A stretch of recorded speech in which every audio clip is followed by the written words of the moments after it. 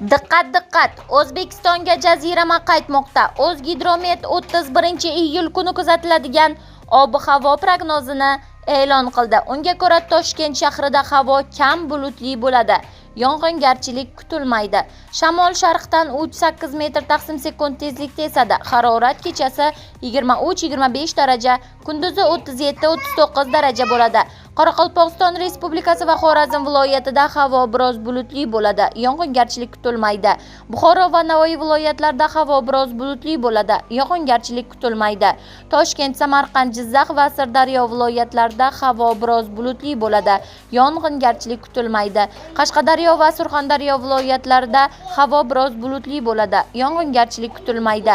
Andijon, Namangan va Farg'ona viloyatlarida havo biroz bulutli bo'ladi. Yog'ingarchilik kutilmaydi. Respublikaning tog' oldi hududlarida havo biroz bulutli, ba'zi joylarda o'zgaruvchan bo'ladi. Yog'ingarchilik kutilmaydi.